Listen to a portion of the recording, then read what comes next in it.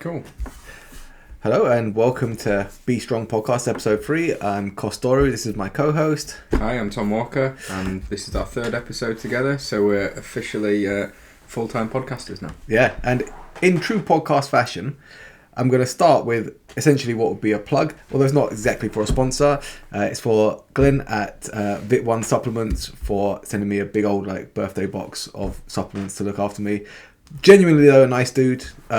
He trains with me and Tom, and he looks after a lot of the folk in the JITS community.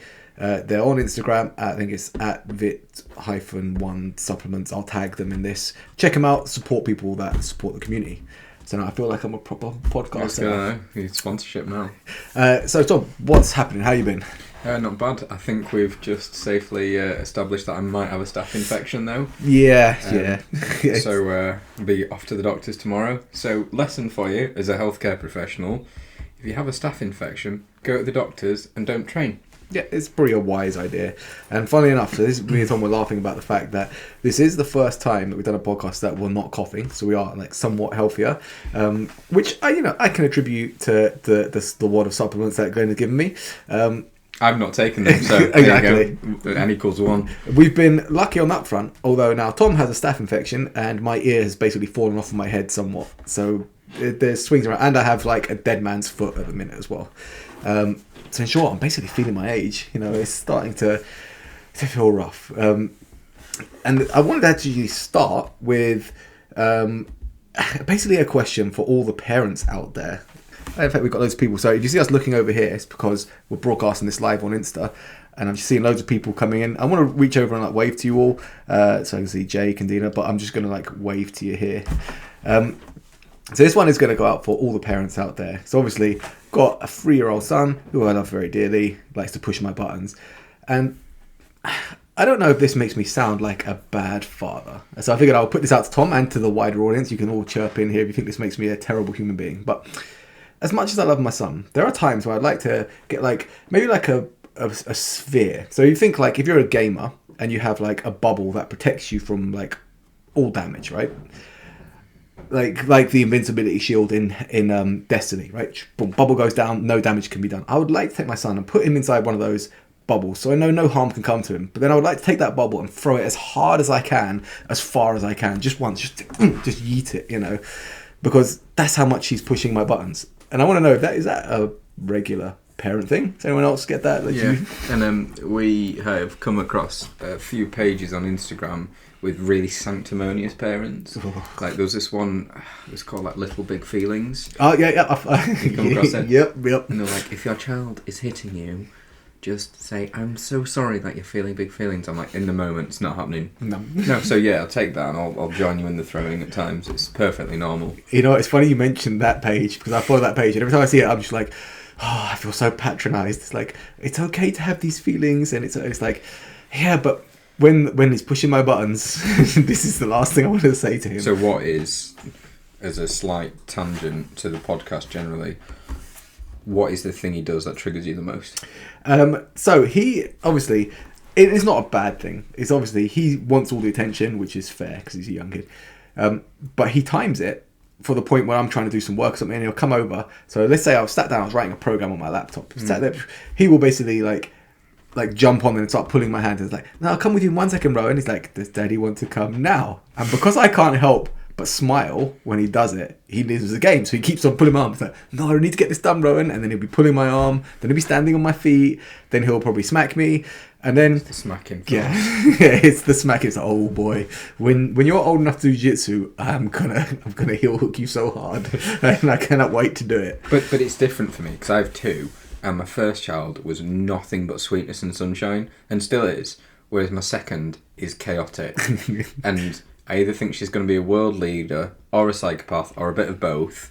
But we had her 2.5-year review a few days ago. Does any behaviours? I'm she hits me all the time. Yeah. Just put her down. And actually we tried something yesterday. So my wife was in the kitchen and picked up Erin, and she'll just whoop in the face, bounces off your head, and then they're put her down and turn around. And Gillian put her down, she turned around, you just saw the rage in her eyes. And you could see it, and she just walked in and just attached her face to her leg and was trying to bite, but she couldn't get the bite on the jeans. I'm not going to tell her if she turns her head she'll get a better bite. Yeah. But yeah, it was quite an impressive performance, if I'm honest.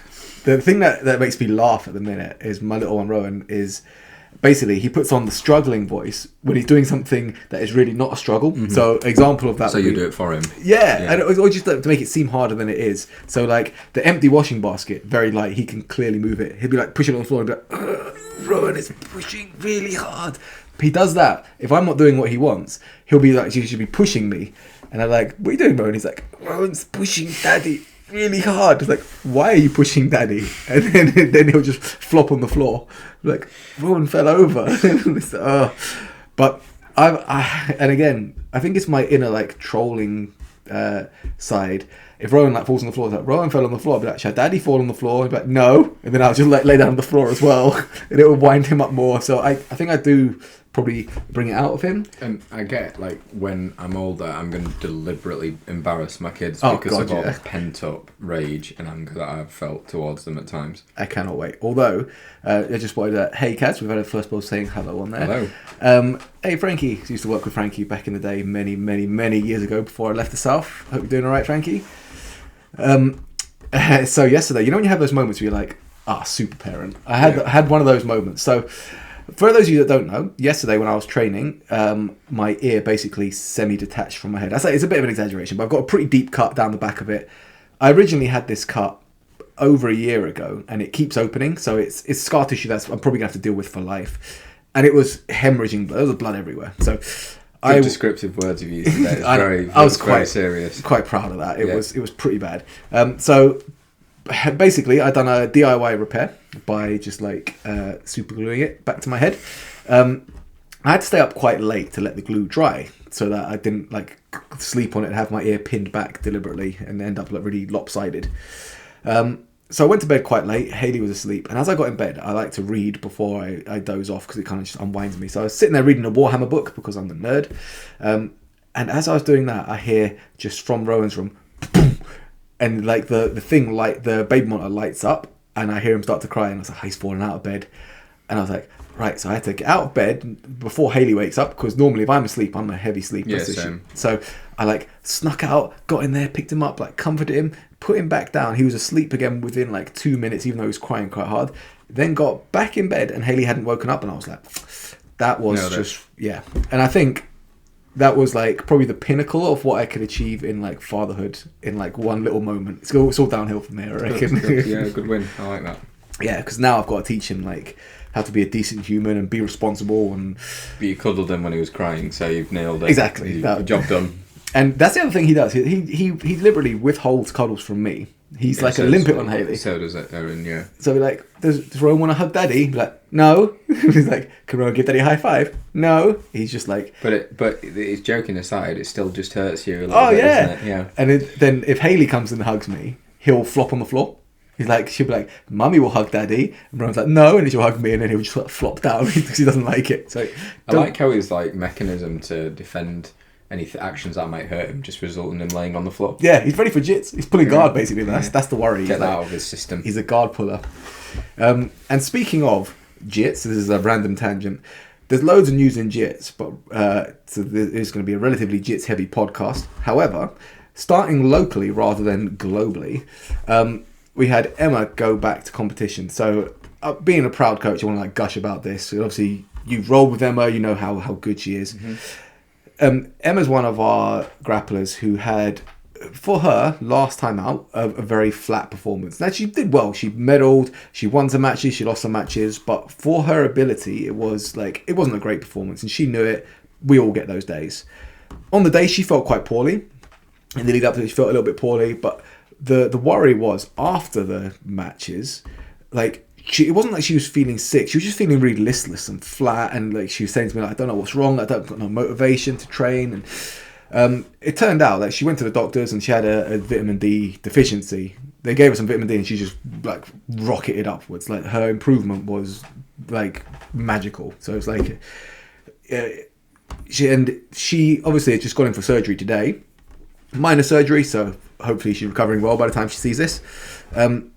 So she decided to take one last grappling competition before she was laid up for a couple of months recovering from surgery. Entered this tournament. In the tournament, there's a girl who had beaten her in the last one.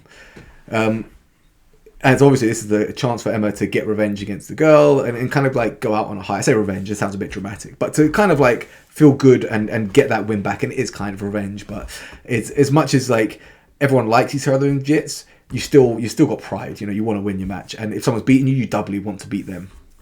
So Emma's like training perfectly, in good shape, energy levels are like on the up. The week of the tournament, she's sick.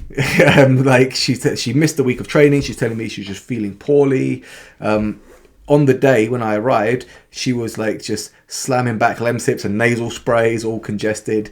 And I was worried that, like I put this out in an email the other day, but I was worried that not that she'd lose, because everyone will lose at some point in a tournament. You'd have a bad day, but I was more frustrated. I was more worried that her body would let her down rather than her technique. Like, you know, she just wouldn't have the energy, and actually her last memory of competing before surgery would be losing in matches that, you know, she has the ability to win. Obviously it didn't go that way. She just like steamrolled through everyone with some incredible throws.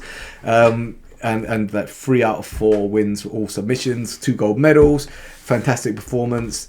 So I just wanted to go on a tangent and say well done to Emma. Hope your surgery is going well, and by the time you're flicking through this, you're on the way to recovery. I'm going to give a shout out to Emma as well, because Emma's come to see me for physiotherapy, and I think we can both agree, if she sees this she'll be well embarrassed, but I think we can both agree she's super diligent, so committed, so determined, and like the last performance she had, we all know she can do better, and then like we all have those days.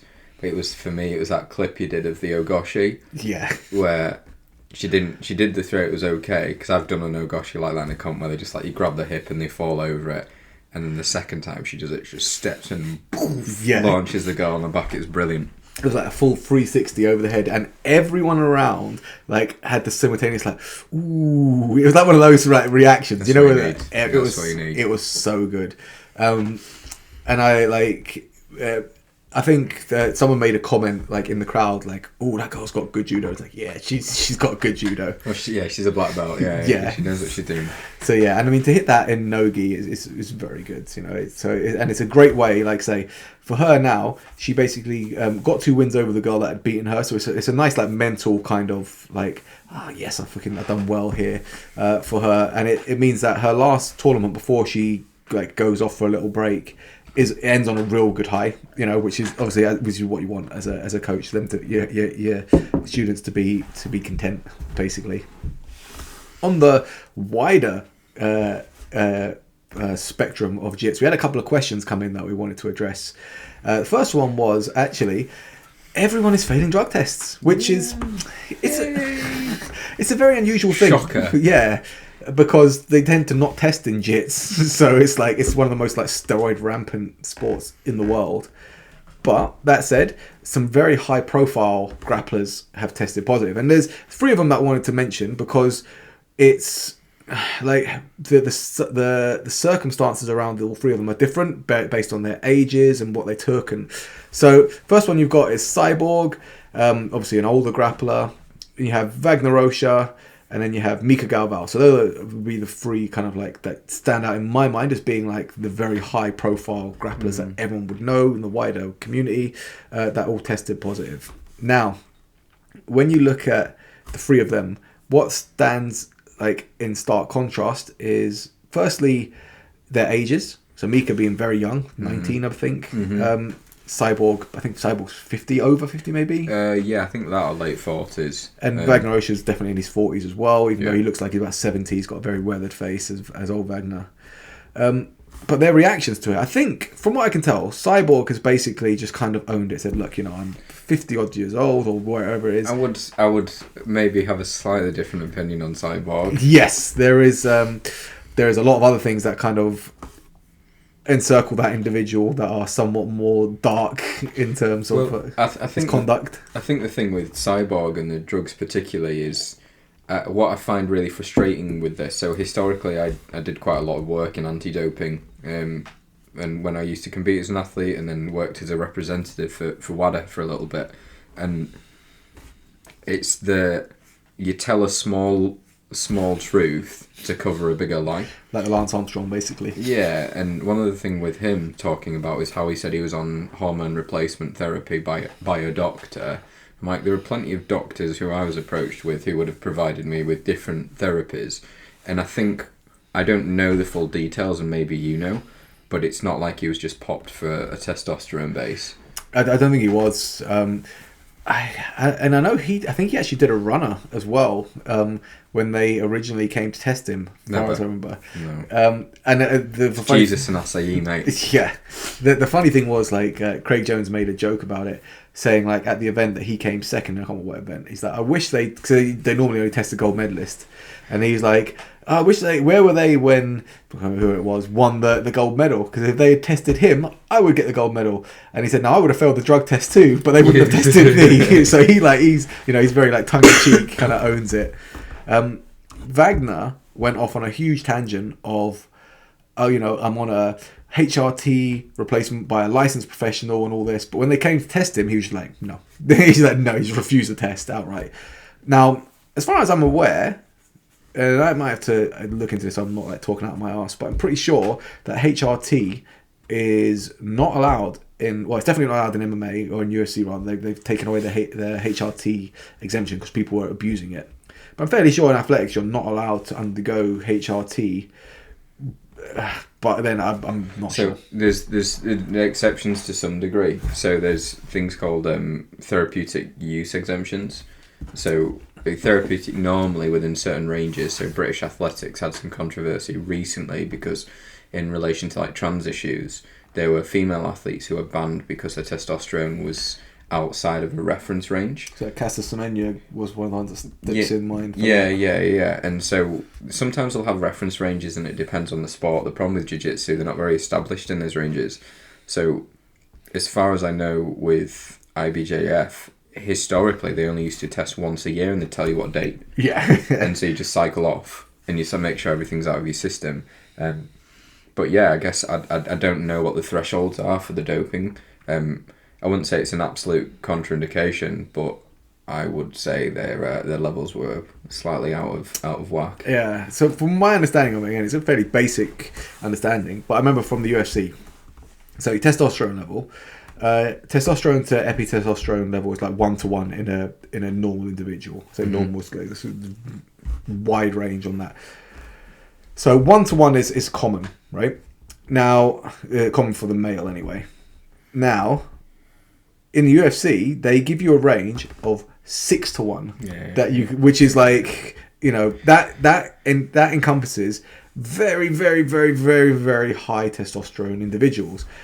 You could argue that within that range, there could be people that are just pushing their level from what would be 1-to-1 to 5-to-1, just to be under that limit.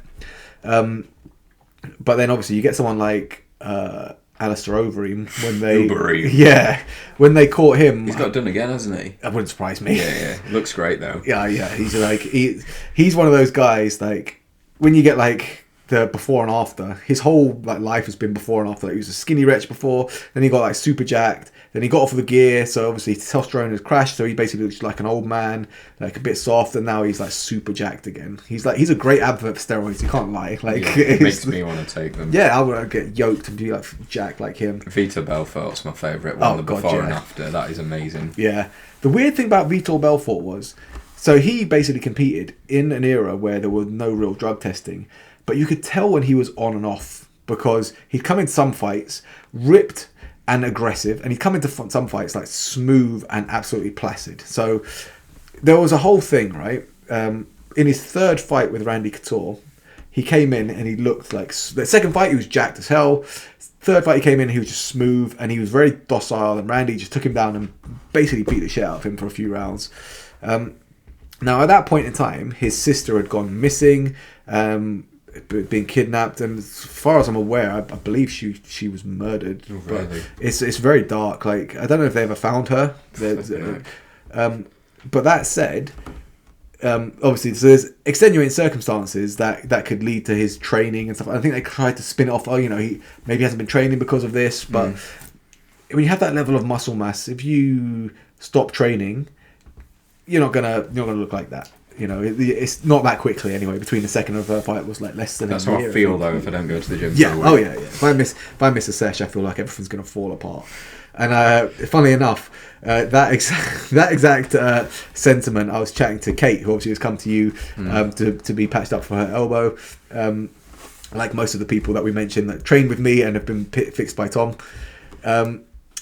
She is probably one of the worst for like tapering off before a comp. Right. In that she'll feel like, so say she's competing on Saturday.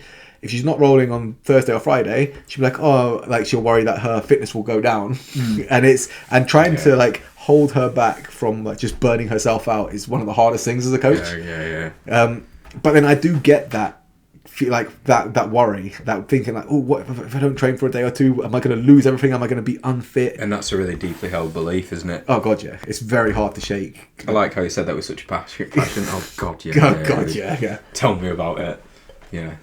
It was the toughest thing for me, and it still is to a degree, of knowing like when to like kind of dial back on my training so that I feel good for comp day, energetic, and when will be too early so that I'm actually missing volumes of training that would actually make a difference to my fitness. And I always like find the balancing act. I tend to like the week leading. So if the comp's on Saturday, from Monday through to Friday, I tend to be on like a wind down. I tend to take like a 5-day taper. I don't tend to go more than that, just for my own mental. Yeah.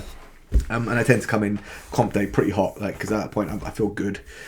But a lot of guys will taper for a lot longer, depending on the event. You know, like 7 to 12 days, some a little longer. I've decided I'm just not going to think about it as much. Yeah, that's the do my thing.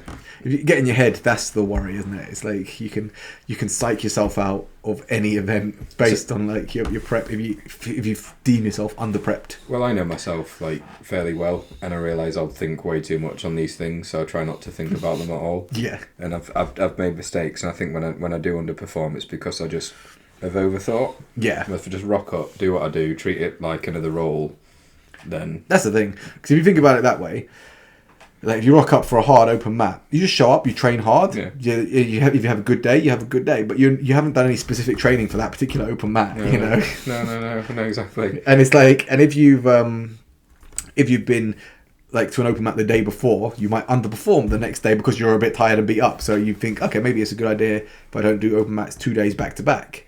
But I've had, for example, where I've done open mat on Friday night and then Sunday morning and then Sunday evening. By Sunday evening, I'm a little bit like flat, but I've also had some good performances on Sunday evening. So it's hard to like quantify the impact, you know, of like when I've had good performances and bad performances in the train, you know, the volume leading up to it. It's hard. You can't pin that value on just the training that you've done. There's so many other factors. So I find combat sports really interesting for this in the sense that there's so many variables. Yeah. It's like nigh on impossible to control. But then you meet people who have these mindsets that I will never possess because I think that I'm too much of a cynic. Yeah. So you'll have people like, I've visualised my success and I'm going to be the champion, and they 100% believe it. But in my head, I'm like, well, I know I've trained well, but they're also training quite well. And when they're all, but some people will really double down on it. And that's what makes it really good. Yeah. And I'm a bit jealous of that. Yeah, when you got someone that's that driven. Speaking of, that actually leads into the third athlete that had failed, being Mika Galval, the young one, 19.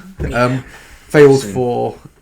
he basically, I think he said it was a medicine that was prescribed to him by a doctor. The doctor would prescribe him this medication if he's cycling off steroids, and they're looking after him, basically. It's like an anti-fertility drug or something like that. It's something very weird. So you take it for...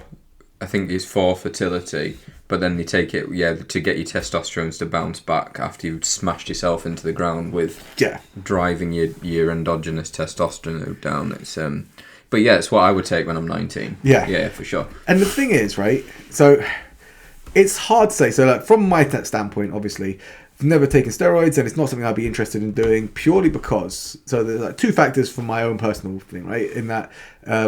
my dad trained bodybuilding, which has got to be probably the only sport worse than jiu-jitsu for steroids. I think it's a prerequisite if you're doing bodybuilding.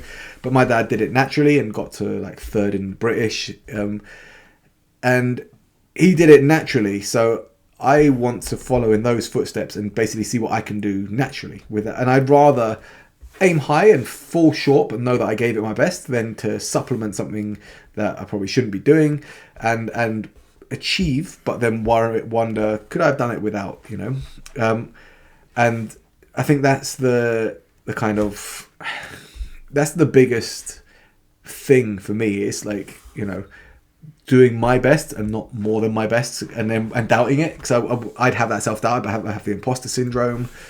I think that's your value there determines your integrity, though, doesn't it? Yeah. In the sense that you have a deeply held value, which will then dictate your actions. Whereas I think some people's values will allow them to do things that would seem unethical. Yeah. Cough, Gordon Ryan, I'm saying it. He's actually one that I was going to bring up.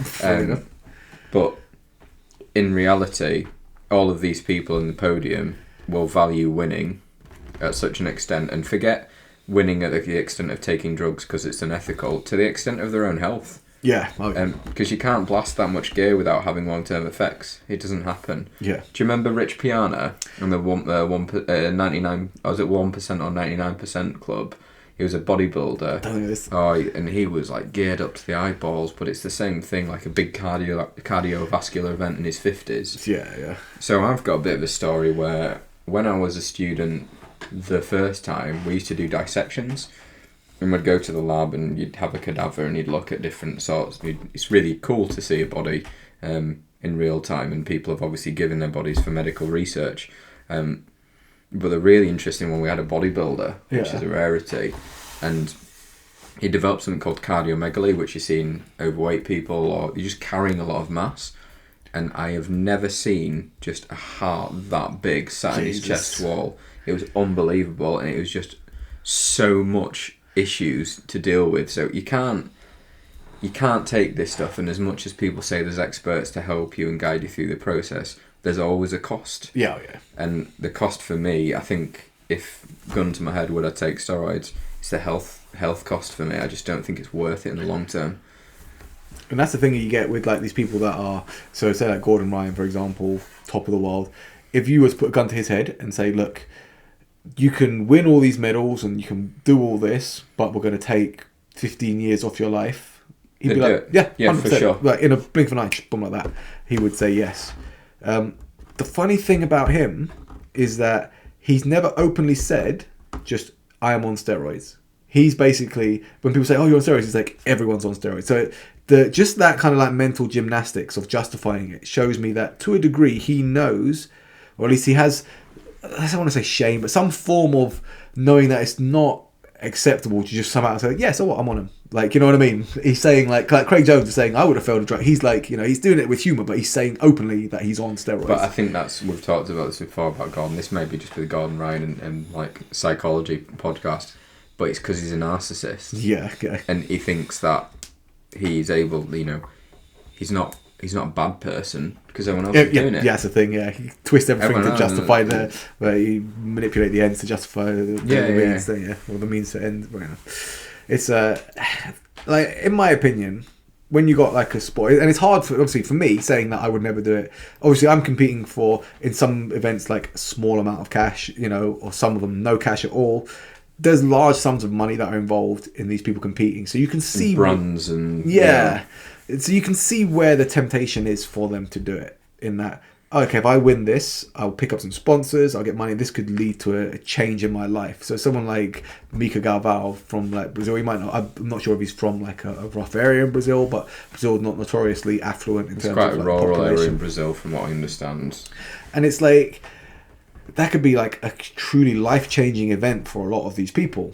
So you can see why like the temptation is there, but ultimately, for me, if it comes down to the values of, like, if you're entering an event that says you're not allowed to use steroids and you're using steroids, then you're just a bad person, Which is like, it makes me laugh about like the Pride FC contracts, it was like universally said, like underneath in bold, we will not test you for steroids. Please take them. Yeah, it's basically like they test them for like recreational drugs and all this. And they want freak shows. That's what they want. They want absolute freak shows. They got a lot of those. In fairness, there was some. So I've got an ethical question for you. Ooh, shoot! It sounds interesting. What are your thoughts on? Because people sit in two camps, I find, on this, and there's not a lot of nuance in it. Would you rather be everyone can take what they want and we're all good to go, or would you rather be strict testing? Because some people are like, well, everyone's going to do it, so we might as well let everyone do it. And some people probably won't take it, so they're yeah. So where do you stand on that? You know what? Like, I personally, and this might be like a lot of admin, and you still get, even doing this, I say have an open league and a tested league. Cool. And bodybuilding, natural and The problem is you'll get people that are on gear trying to get into the natural one, like you just will. There's no way around it. They'll be like, oh, I'm not taking enough gear to justify going into the open one, so I'll just try and sneak into the natty one. So you'll get that. So while that's essentially what IBJJF and ADCC has become now, isn't it? Pretty much. Yeah, it's pretty much you hit the nail on the head there, I think. Speaking of like, this is again another random tangent. I go off on quite a lot of those. I was reading a lot about like diving, like deep sea diving and things like that. Like, so I think it was off of the back of a Netflix thing. And there was I think it's a game in Italy where they dive really low, and you got to come up. I've read about it. You got to come up at certain speeds because you can get the bends, and it can kill you.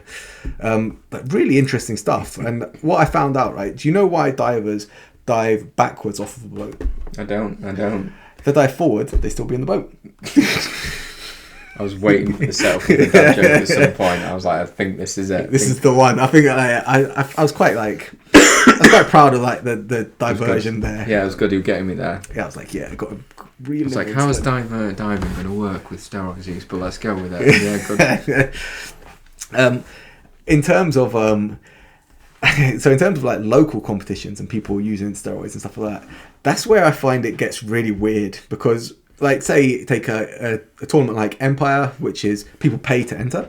You get so many people that are juiced to the gills on there, which is like, what are you doing? You're competing for like a medal and pride. You're not getting paid, and you're running loads of gear to win it. It's like, it's weird, isn't it? Because I'm like, sorry, a controversial opinion, like, how much of a douche are you to put other people's health at risk? Because it's a combat sport. Yeah. And you've got an unlevel playing field. And like, you're actually that willing to pump that much in your system to win a £5 medal? Yeah, that's the thing. It's like, there's...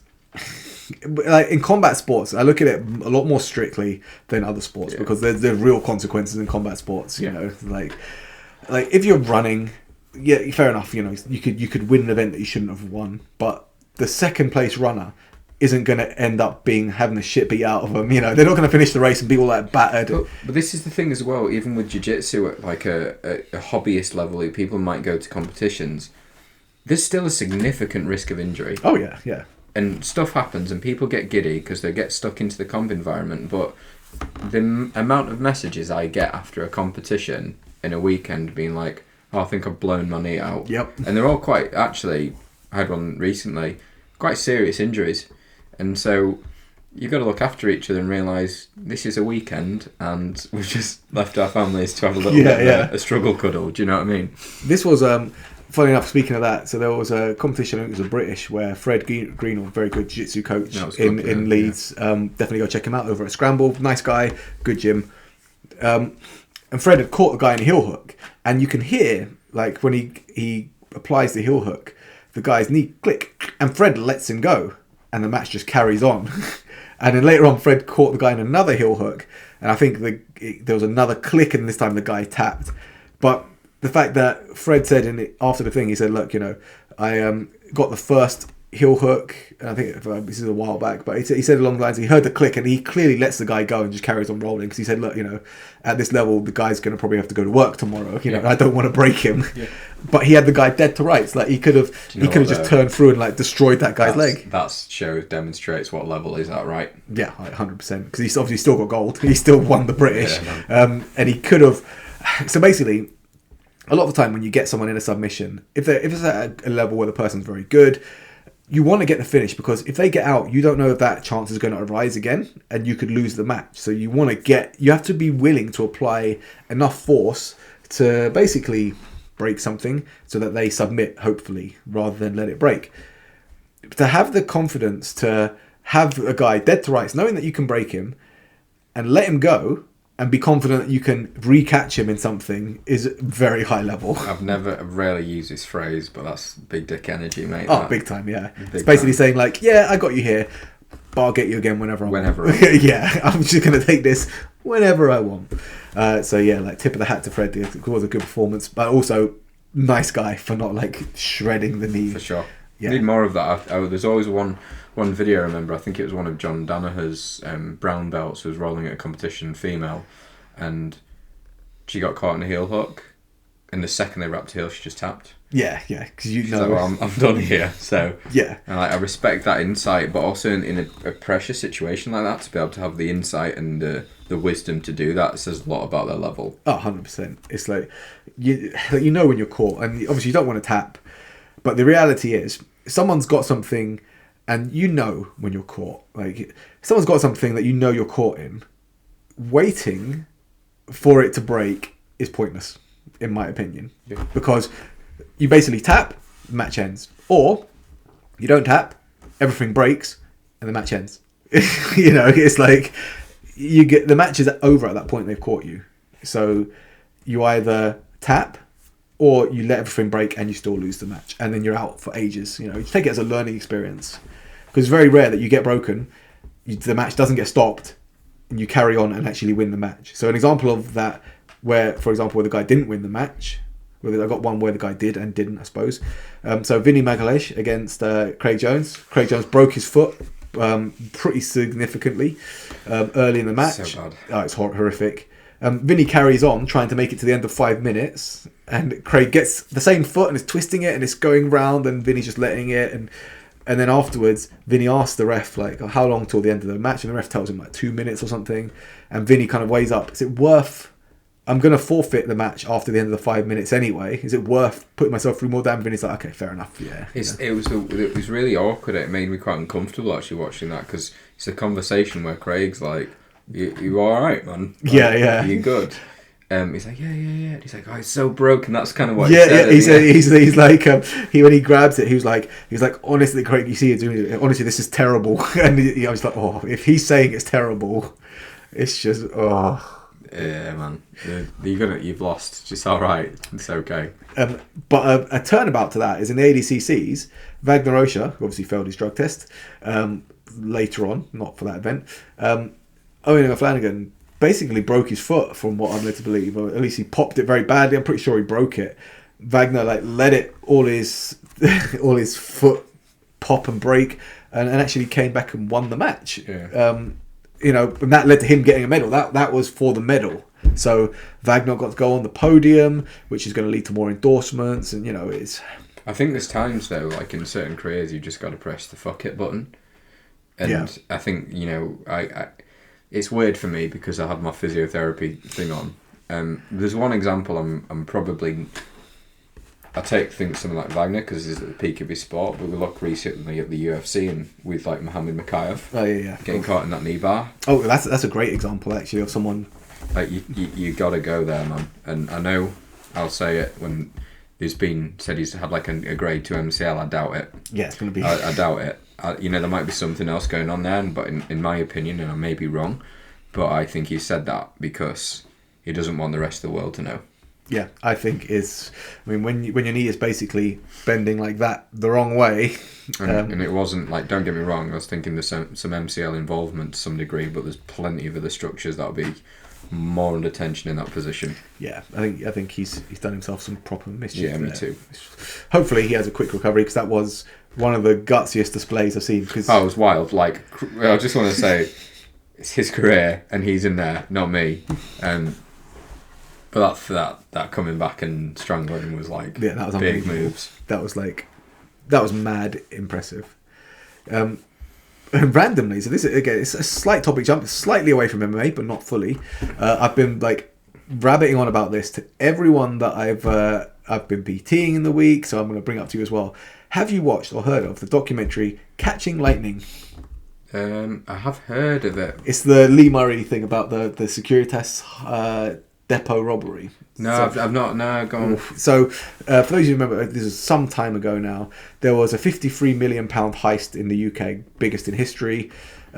Turned out that the person masterminding it, or one of the people masterminding it, was Lee Murray, who was a British MMA fighter, fought on Cage Rage, was in the UFC at one point for one fight, but had issues getting back into there because of criminality and whatnot.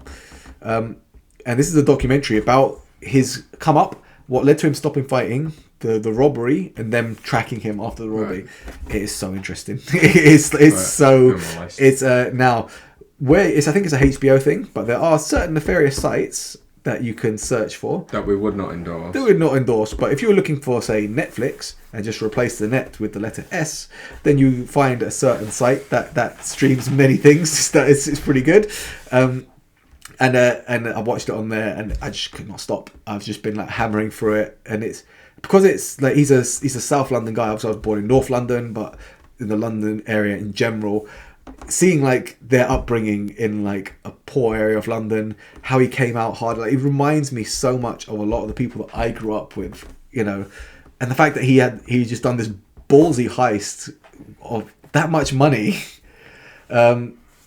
It's insane, and obviously the lengths the police went through to get them as well. It's so interesting. It's so interesting. It's crazy, isn't it? There was a I can't remember his name. You may have seen it.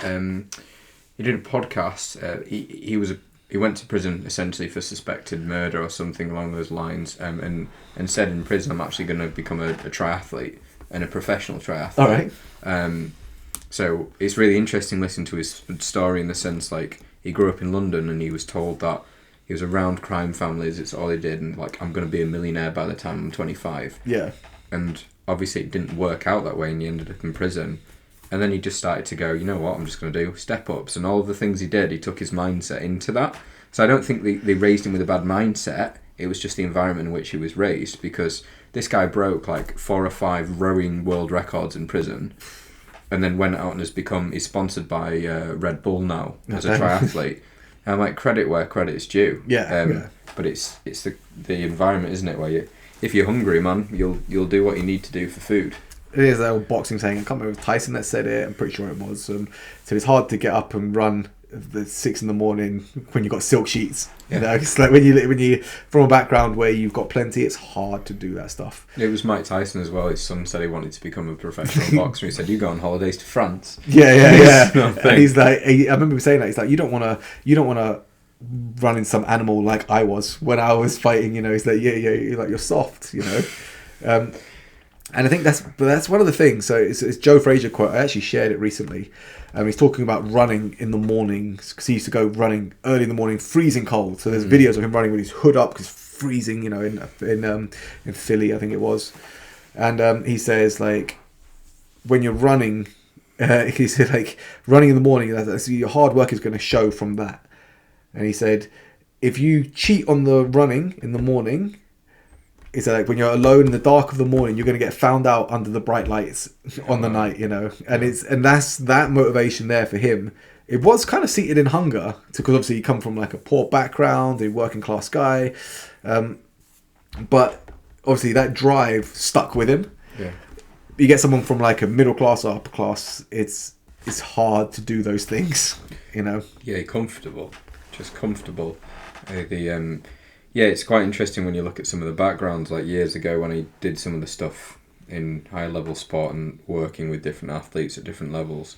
You never saw many successful boxers or judoka on national governing body programs who hadn't had it rough growing up. Yeah. There's something about fighting or pushing yourself in any kind of competition when you're coming from a background that you want to escape, because you put all your energy into that.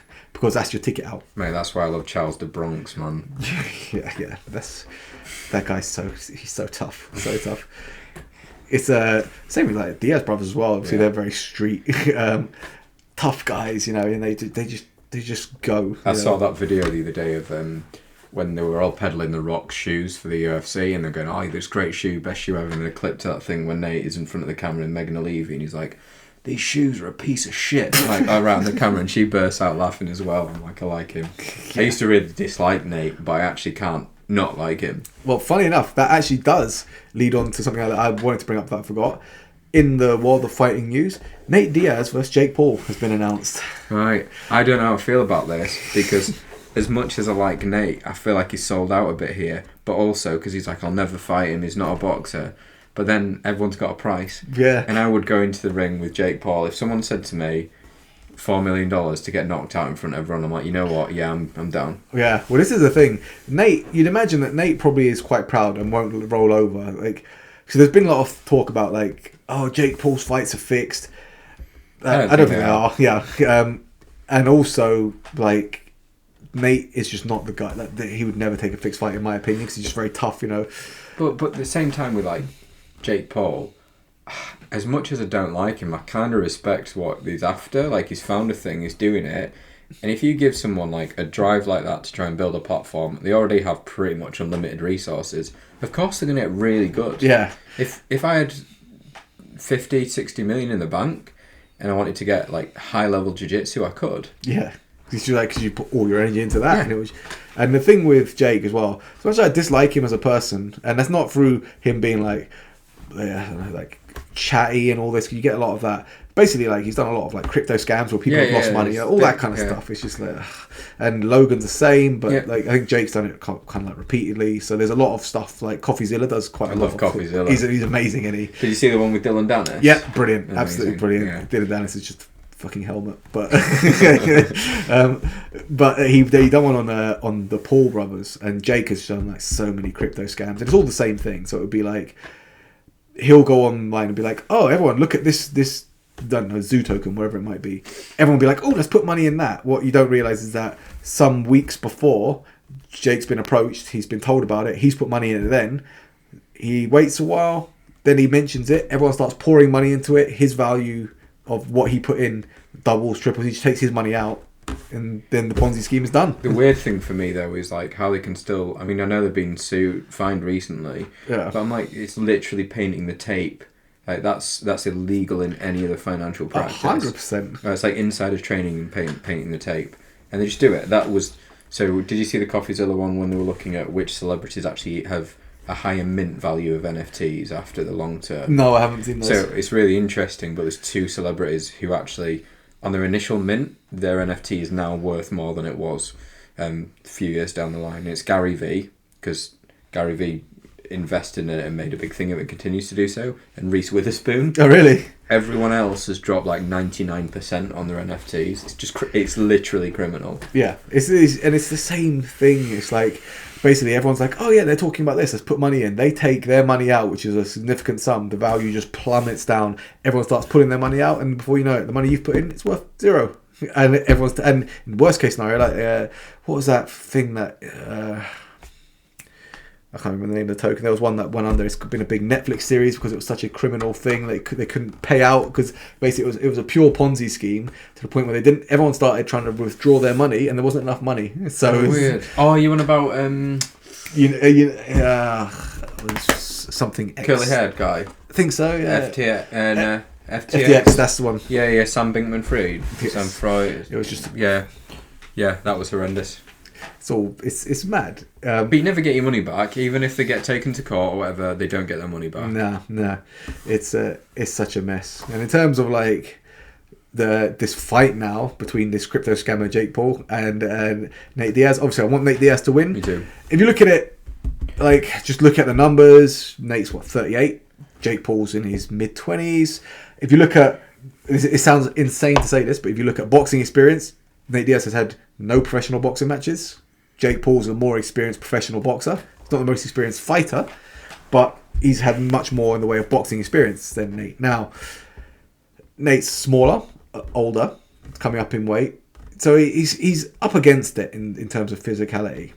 But when you look at Jake Paul, he's only fought one real professional boxer, and he got outboxed quite handily. Yeah. what the worry is, obviously, if I was like, oh, Jake Paul holds a lot of power, he's going to knock like Nate Diaz out. Nate Diaz has been in with so many hard hitters. He's been stopped once. It was Josh. Yeah, Josh with a head kick. With a shin kick. Yeah. To the dome, yeah. So, in all reality, to knock out Nate Diaz, That's what I'm saying. you have to hit him with a brick. Like, because even Josh Thompson shin kicked him in the head, punched him, he went down. It was still a TKO. He wasn't out. Yeah, he wasn't unconscious. out cold. Yeah. This is the thing. You've seen he absorbed a whole shin to his head. And then the other thing to think about with the Diaz brothers, which I really like about their style, is the volume. Yeah, oh yeah. It's like Peppering them just with like low percentage shots. It's good. that's what I'm hopeful. I know Nate Diaz has opened as a huge underdog. I would love to see him win, and I will probably put a bet on him. But it is not a bet I'd be confident in, purely because Father Time does take us all out in the end. 38's old, isn't it? It is. It's really old. I hit that number myself recently, and so I turned 38, and within 2 weeks, my ear almost fell off my head. I have like potentially a dead man's foot. My foot is all bruised and broken. So yeah, that all happened since I turned 38. So I'm thinking it's all downhill About from the here. staph infection soon, mate. This is true, yeah. Tom's got a staph infection on his leg, and we were doing leg locks today, so it's a fair. And I was wearing very short shorts. Yeah, but I was wearing spats. There is that, yeah. But I could have a staph infection coming now. And in terms of like timing, it's actually not bad in terms of timing, training wise, because I'm going down to London for a wedding tomorrow. So I get like a couple of days off training, which is going to be nice. Yeah, it'll be good. For a day. Yeah. I'm looking forward to being able to eat and drink everything and have a good time. But I'm also, in terms of this injury, which is slightly annoying because obviously the cut will keep opening. But I can't afford to stop training because I have a competition in 4 weeks. It'll be 3 weeks on Sunday. So I need to keep pushing through. I just need to do it without my ear falling off. And I also need to do it without my foot getting any worse. So there are those two things. But I'm hoping that if I take 2 days off training, so Friday, Saturday, I will be better. that's the hope. That's how bodies work, right? Yeah, totally. 2 days off. You've got 2 whole days off You might training. want to speak to Mika Galvao about peptides. Maybe. Yeah. You see me come back with like traps up here. Just like, yeah, I'm ready to go. Someone said that. I can't remember who said that to me the other day. So this is like a subtle flex for myself. I was getting changed, and someone was like, "Well, man, you're looking in shape." And I was like, "Yeah." To be fair, I noticed your biceps were popping today in that rash guard. Yeah, that was like, I was just like, just before you came, so had a little bit of pump going. No, I think it was from chin ups and things like that. I've been doing like a lot of chin ups because this is again my own mentality when I'm designing your programs. Grappling, very pull dominant. So when it comes to pulling exercises, I love doing chin-ups. There's no rhyme or reason. You can do bent rows. You can do many other things that will... I like a chin-up. I like a weighted chin. Yeah. Oh, yeah. It just feels... You feel so strong doing a chin. It's like, yes. I like that. I feel badass. So, yeah, I've been doing a lot of those, so I feel like pretty jacked. And tomorrow morning, back in the gym for... So the way my program is currently set now, for anyone that's interested in what I'm doing...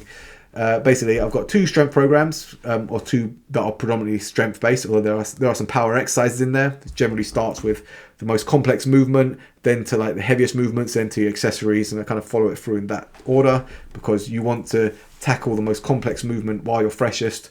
You don't want to do something like a snatch while you're fatigued, for example, where you can do bicep curls when you're fatigued. So two kind of like primarily strength/power based workouts. It will vary depending on the cycle that I'm in at the moment. So at the moment I'm in a strength phase. After this it will be power. Then one day, which is like a fun day, and I say fun day, it's basically a free day where I do like it's the fitness side of things. Right. Tend to follow some form of like CrossFit numberings. Although I will like throw in a lot of Joel Jameson's fitness methods just because I like them. Wear a heart rate monitor. So it'll be something like 30-second burst of like maximum intensity. So absolutely like red line. And then 2 minutes where you're doing something super chill, like just jogging up and down really slowly, but trying to recover. Drive that heart rate down as low as possible, and then hammer another 30 seconds. Like 4 rounds of that, for example. What I did the other day, which has absolutely wrecked me, was, and this was basically, I blame Katie for this. So if you're watching this, Kate, because she'd gone to work. So basically, I train with Kate. So and the story around why I train with Kate is basically, obviously we both do the same thing, but a big shout out to Kate. So when lockdown hit, obviously all the gyms closed, wasn't able to train or anything like that. There were a few clients that came online with me and stayed with me, which was good. Kate was one at that point who was just doing jiu-jitsu, right? So I couldn't in any way, shape or form train her for what we thought at the beginning. Obviously, we then opened the fight club and went back to grappling. But at the start of it, no one knew kind of what we were dealing with COVID. It's like, well, is this bad? Is it, you know? Yeah. So like at first, we kind of just waiting to see what happened, because for all we knew, this could be something that would just like sweep the world and kill everyone, or it could be something completely mundane. No one knew at that point. So at first, we were like, well, I can't. But also, we don't know how the government response will be to it. So like, if I meet someone, will I get thrown in jail? So I couldn't train her for 4, 5, 6 months, whatever it was, at all. But she was the one client, so obviously, and this is no shame on anyone that wasn't in the position to do it, but she was one client that couldn't train with me. I couldn't like, do Zoom sessions, but kept paying the membership. Like she was basically paying my wage and helping keep me alive throughout the entire time. And I said to her, like at the end of that, I was like, right, I will train you for free for life now, because if it wasn't for that, in that period of time, I probably would have like gone under. You know what I mean? It's like I had clients that stayed with me on Zoom. They were still getting sessions, so they were getting something for their money. But for her to keep paying, knowing that she wasn't getting anything for her session, I was like, you know what? I'm going to train you for free. And it just so happens that now we're training for the same thing. Her program is basically my program, although I will vary little things depending on like her being a little bit more clumsy than me, for example. She won't mind me saying. Things like, even though she still does them, like box jumps, for example, I will take a higher jump, or I'll do something like a little bit more dynamic, where hers will be poor connection, boo. So those of us on Insta, you probably just lost us there. Apologies. You know, we vary it depending on the individual, but she follows a very similar program because she's for the similar goals. On days where she goes to work and we don't train together, she'll do her own thing in the gym, and she'll message me like, "Oh, I did this," and that's like a personal challenge to me. Like I've got to do this now. Yeah. So she had a horrendous one. It was basically she used a rower, and it was like typical CrossFit numbers because it's easy to blast through. So it's 21 calories on the rower, 21 I think she did kettlebell swings, and then 21 toe touches, for example. Then 15 of each, then 9 of each, just as quick as you can. Just boom, hammer through them all. Rest when you need to. But 21, 15, 9. So 21 calories, 21 swings, 21 V-ups or sit-ups, whatever it was. 15 calories, boom, down to 9. Then she done same 21 calories on the rower, 21 deadlifts, and 21, I think it was weighted sit-ups or something like that. It was horrible. And I was like, you know what? I'm going to do something like that. I decided to do it on the horrible assault bike. Anyone who's watched one of these before heard me talking about. There's no hiding on an assault bike. There is not. Like Tom will know. Anyone who's been on the assault bike will know that bike is hell. It is probably like the worst thing. Like I've done it so far before that people have laughed at me where I've gone flat out, and it's hurt so bad that I've got off and laid on my side and just been like, oh. Done a Rowan. Yeah. It's like, I think that's where he gets it. So I had like 21 calories on the assault bike. Then I'll do my 21 swings, and I'll do my 21 toe touches. It was awful. I've got a fitness challenge for you then. Oh shoot! I'm there was a guy I used to know who's an arm wrestler, and he said to me, "I always train hard, and there's no possible way I'll ever throw up from training." Which is a big shout because at that time I was sprinting and doing loads of other things. The hardest training I've ever done, and I'll throw this challenge to you and Kate: find a running track, and what you're going to do is you're going to sprint flat out 100 metres. You're going to have 3 minutes rest, then do 120, then 140, then 160, then 180, then 200. If you don't vomit, you're built different. I think but flat out. That sounds awful, that. There's vision. I remember you coming around the bend and my vision would just fade in, and just sitting next to a bin. You're like, oh, I'm not going to throw up. And at the exact point you didn't think you were going to throw up. There you go, guys. Enjoy. That sounds awful. That does sound pretty grim. It's a lot of running. I thought it was bad enough. Like after we did, like there was one of these sessions. We do this on Friday. We do this same thing together. So basically, we'll have some form of this horribleness tomorrow, and we both have heart rate monitor that we use. So we did one on the bikes, and it was like 21 calories, boom, hauled ass. It was horrible. And what she said to me afterwards, so basically it's color coded your heart rate. So basically, Yeah. grey if you're not working, blue if you're starting to get your heart rate. I think blue is like 60 to 70% of your max heart rate. Green is 70 to 80. 80 to 90 is yellow. 90 to 100% is red. So of your perceived max heart rate. And it's based on your age and all this sort of stuff. So basically, after we've done one circuit, we rested for a few minutes. We're going to do the same thing again. He said, instead of 20 calories, why don't you just go flat out until you hit red heart rate? And the thing you don't realize on the bike, right? Your legs fatigue before your heart rate hits that. So you're like, and then your legs are just grinding like this, and you can't get them to move any faster. And you see the heart rate climbing, but it's like, I cannot. And at one point, I was like, I can't even hit the red here. Like I'm so dead. Like I'm just like trying to move, and my legs don't want to work. You know, impotent exerciser. Yeah. Oh, it was the worst. I've never felt so defeated in my life. You know. So I suspect it'll probably be something like that tomorrow, and I really don't want to do it. I kind of do, but I really don't at the same time. And then after that, I get to come home, relax, and then drive to London. So nice weekend. Your ear will heal. I'm hopeful. I am hopeful. It's I think I'm gonna have this hat on pretty much for the rest of my life. Even touching that ear feels a little bit tender. Yeah. It's a bit tender. It looks slightly collied. Slightly. It looks good then, though, doesn't it? Yeah, I think it is pretty good. And I'm jammy in the sense that hat life is like, you know, I always have a beanie on, so you don't really notice my ears so much. But yeah, I also have that blue bandage that I wear on my head. That's going to be me for the foreseeable. It's a strong look. It's that blue bandage. I think that'll be me.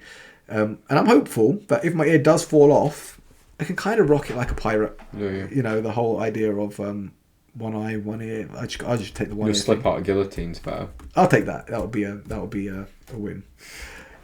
So before we wrap this up, Tom, obviously. Broken Mat. It's going very well. Obviously, I come down on Sunday. Yes. Yeah. Obviously, the more and more people coming into that, I'm now fitting the mold, being slightly broken. Obviously, you having a neck injury that you're recovering from, we're working some specific stuff. So for people out there, someone actually asked, what would your advice be for training injured? Yeah. So obviously Broken Mat sprung to mind. Yeah. But if you wanted to go into that just a little bit more for anyone watching this. Yeah, so I think the thing is, right, jiu-jitsu is often built around the culture of people saying, oh, we roll and we respect each other in training, and sparring is there for everyone to learn. But that's not really how it goes down a lot of the time. And so to take an example for something, I've had a neck injury and it's actually really stopped me doing training. So Broken Mat on Sunday, every person I rolled with, I'm like, is it okay if we just do rounds from 50-50? And if you get on top or whatever, like you win that, we'll reset and go from that position. But I think you'll know, and I think it's largely because I'm controlling the culture to some degree, the feeling's slightly different in the sense that you feel safe to train, and also getting tapped isn't really a thing. Yeah. It's just not really a thing. And so I think about training when injured is... It's about building a culture where people are allowing you to all sharing learning rather than just being like, right, I'm just going to smash everyone today with my game. So I think there are certain things you certainly shouldn't train with when injured, but generally, shoot me a message if you want to come down to Broken Mat or anything like that, because it's about us establishing I know what I'm doing with this stuff. It's about us establishing whether or not you can train and what you can train around, and actually making it fun. Rather than sitting at the edge of the mat and just flow rolling for 5 minutes, because that's not always the most exciting either. Yeah, and I think like when it comes to like that, it's basically finding an environment where you can train, like you can pick your partners and train well. So, example would be if you're basically rolling with someone called the White Belt Slayer, for example, and you're a white belt, it is probably not. Yeah, there is a fairly high chance that you will be slain. So I would say that would probably not be like the it wouldn't be like fit within the realms of choosing like a suitable person to roll with, for example. But the best bet is like just be open with the people that you train with. Say, okay, I'm injured here, and people won't slap things on that particular joint. You know, I mean, they shouldn't slap things on anyway. You'd hope. But if you say to someone like, oh, I've got an injury on my elbow, and then they hyperextend their elbow, then they're just a dick. You know, you shouldn't be rolling with them.